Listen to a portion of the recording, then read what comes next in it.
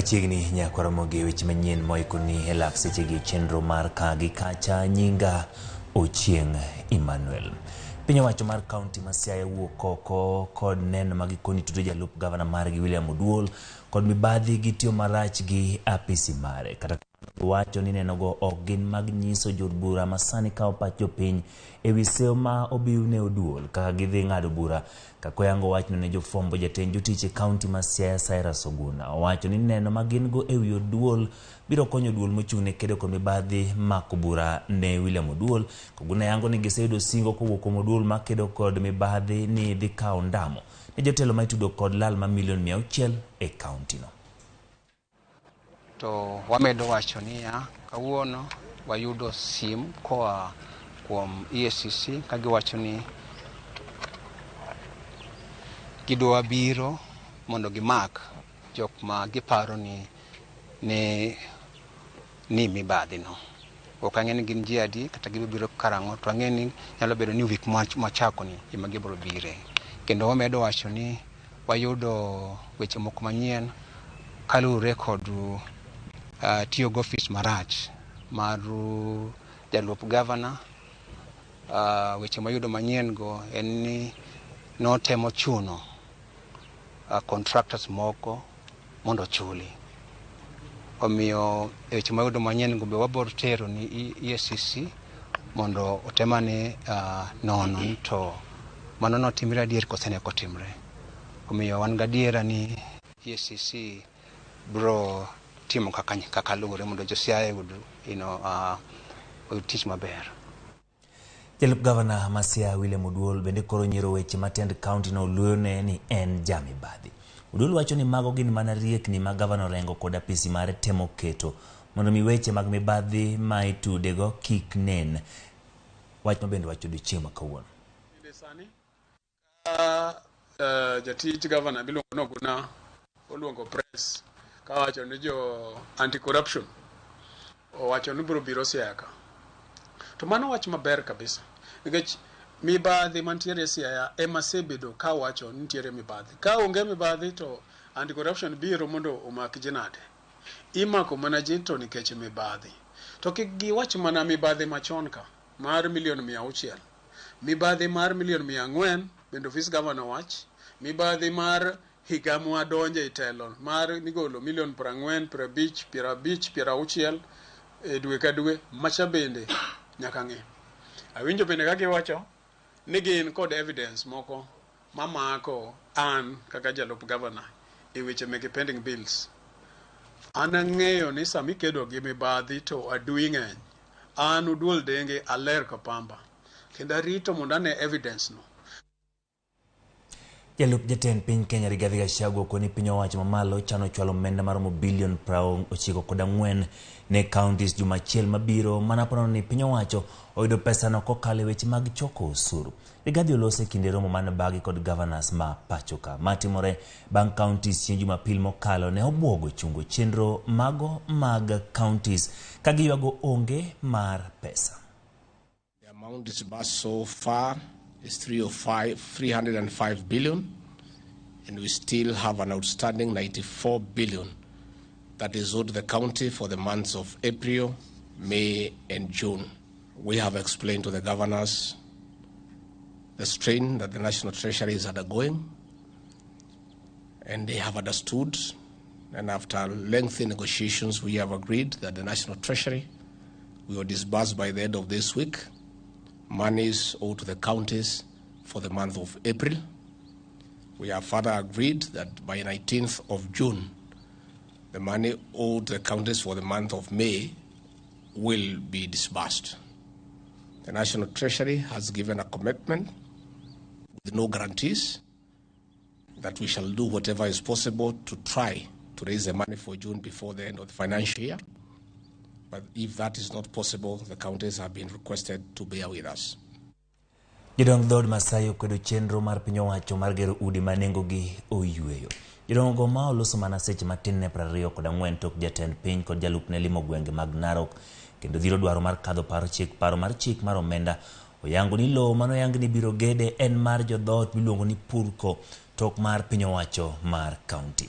Kotelni kod Keleina Nkoe ma en jakom mar riwruok mar Jo-Masai giyango ni lobno nitie bor riwruok mar purko kendo poni piny owacho nigi chenro moro amora e lobno nyaka gibed piny kendo twak ka giyango ber kata rach ma chenrono biro kelo ne oganda. Gikwedo weche manoyang kod gavana e kaunti no Patrick Ole Ntutu manoyango ni jodong Masai ne osechiwo lobno ne kaunti mondo ochwalie gedo mag udi. Sema tumetenga ekari sijui alikuwa amesema ni ngapi na tumepewa na purko na pia chairman wa Council of Elders amekubali, lakini sisi hatujafanya makubaliano kama hayo na hakuna siku nitafanya. Manyumba hii ambayo inasemekana itajengwa katika Narok County bado sio priority yetu sisi kama Wamasai. So we do not want those houses. Those houses can be built anywhere else, but in Narok we don't want to build them. But when the governor says he wants to build a house for the governor, that is okay. When he says he wants to build an office, that is okay. But building houses, affordable houses, to build to who? We don't have people who are loitering on the streets looking for houses. We have houses we live in.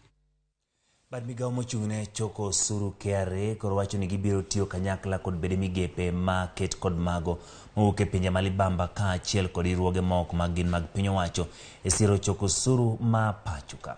KRA obago romo mar ndalo 2 madhi twak ewi chenro mar tiyo kanyakla kod riwruoge mawuok e pinje mamoko mondo geng' lal mar osuru ahinya to mabiro kod ohala matimore e tong' mar Kenya kod pinje mamoko. KRA geto choko ma ok tin ne shillings trilion 3 mondo Kenya onyal siro budget ma shillings trilion 3.6 ma ichano som dweni. The dynamics within the tax space globally are increasing at increasing speeds, and they are also becoming a lot more complex.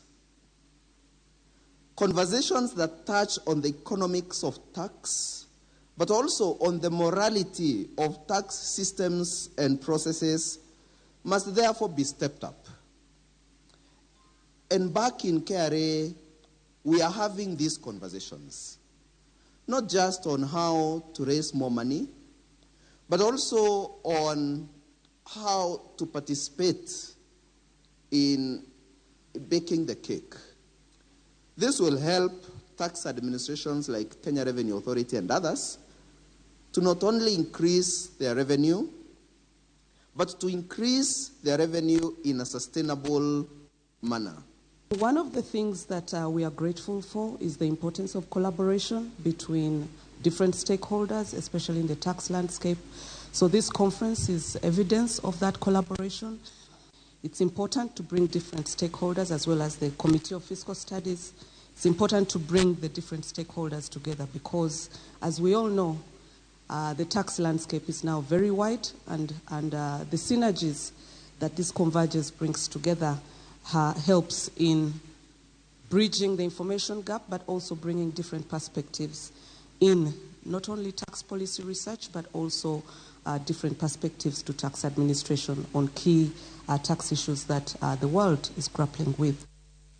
MCS abirio ginemo kuom josiasa mondiko dhogi ka pisas magobila magokwach kich e midhiero mar tulo manyocho muoch e kembe rego majan chai makericho kod Bomet kendo momiyo wang' moko kuom kembego. Ji abiriyogo itudo gi chenro mar bago ng'anyono kendo miyo jopiny oketho mwandu mag kembego.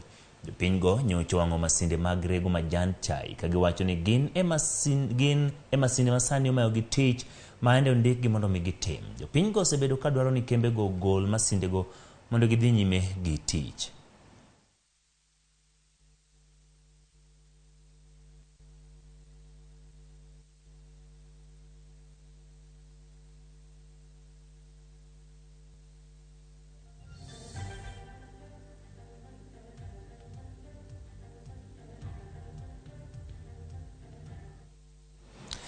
Ka wadhi nyime gi weche mang'obendo ikuni gi sachigi en jatenda migao mar arita kwe ma iye Kithure Kindiki odiochieng' ma kawuono noywari chenro mar yao ayanga ute mag apisas mag obila mago mane otimre e kar obila ma Undanyi.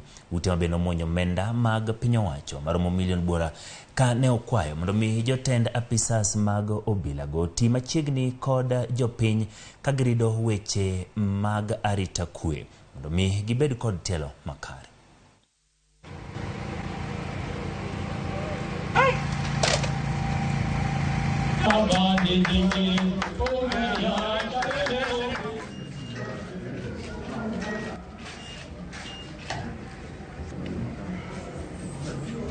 Maeneo ya Mwatate. Next ni Ruke House if you don't say hi. Na kwanza hapa Undanyi. Karibuni hapo Undanyi, ni furaha sana. Kama vikosi na idara za kiusalama na utawala wa nchi tumefanya utafiti na tumeona wananchi wengi imani yao kwetu iko chini kidogo, kwa sababu ya vile tunawaongelesha, vile tunawahudumia, vile tunashughulikia masuala yenu wakati tuko na matatizo. Na mimi nawauliza wenzangu wote, nikianzia na mimi mwenyewe kama waziri, lazima tuanze kutafuta vile wananchi watakuwa wanaongeza imani kwetu sisi kama walinda usalama na watu ambao ni maafisa wa umma. Ka wadhi mago matimre e kaunti ma Siaya, jodak manothiome kaunti ma Siaya yudo dhok mag chak kuok e agulu mar wode gwenge go e chenro mar puonjo jodak rwako chenro mamoko mag yuto kopogore kod lupo. Chenro no maitayo kod MCA gwenge go Buka Washington Bonyo geto miyo grube mopogore opogore dhok 250. Grube mohingo 100 ne yudo dhok e skul primar mar Agengni mantiere kar chieng' od bura mar Arieda. Jopur mane yudo jamni go puoyo mich go ka gisingo ritogi kendo neno ni oger kambi mar chak mabiro keyo chak e gwenge go kod kaunti ma Siaya.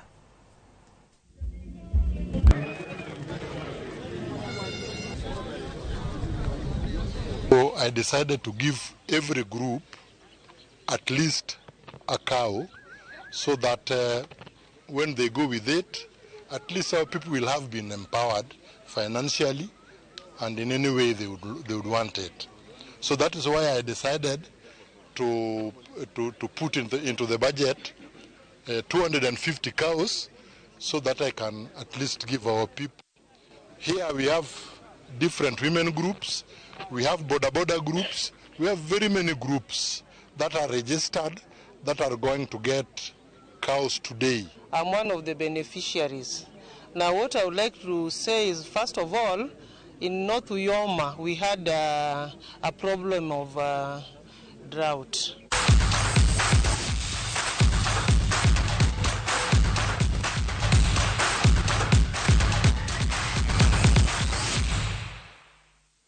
Weche mago mag tuke mabendo kendo nigi sani gotenore kod tuke